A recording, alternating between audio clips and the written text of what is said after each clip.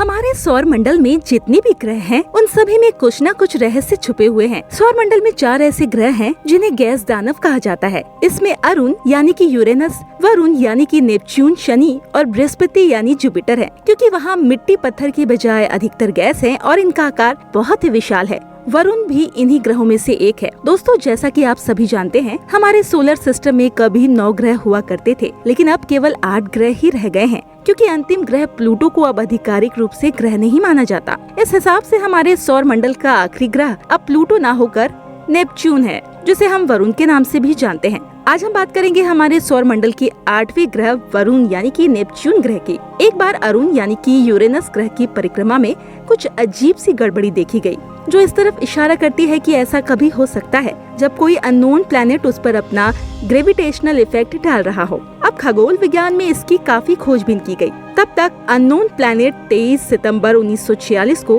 पहली बार दूरबीन से देखा गया। इसका नाम नेपच्यून था।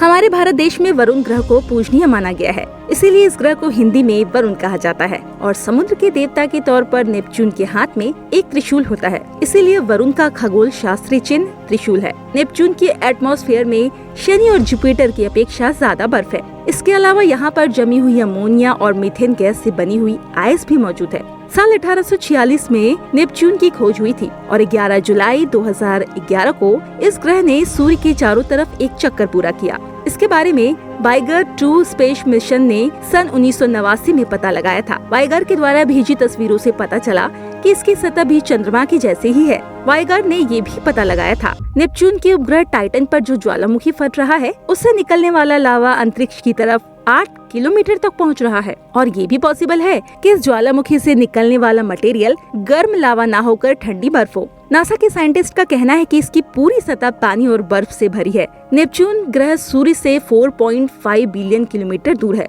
यानी कि 2 अरब 78 करोड़ 31 लाख 2383 मील। सूर्य का प्रकाश नेपच्यून तक 249 मिनट में पहुंचता है, जबकि यही प्रकाश धरती पर 8.5 मिनट में पहुंचता है। नेपच्यून ग्रह अपने अक्ष पर घूमने में 16 घंटे का समय लगाता है, इसीलिए यहाँ एक दिन 16 घंटे का होता है। हमारे पृथ्वी पर एक दिन 24 घंटे का होता है, क्योंकि पृथ्वी अपने अक्ष पर 24 घंटे में एक चक्कर पूरा कर लेती है। नेपच्यून पर एक साल पृथ्वी के 165 साल के बराबर होता है। नेपच्यून सूर्य का एक चक्कर लगाने में 165 साल का समय लेता है।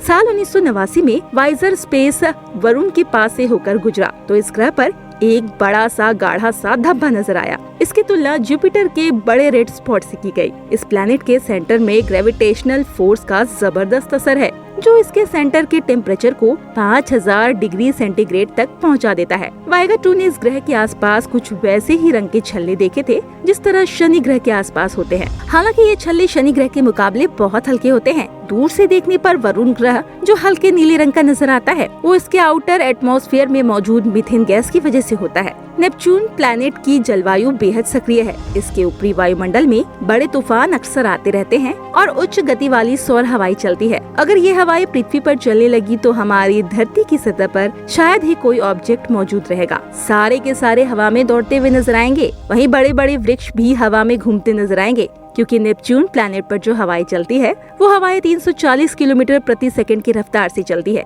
जिनकी ऊपरी वायुमंडल 80% हाइड्रोजन H2 और 19% हीलियम और मीथेन गैस से बना है।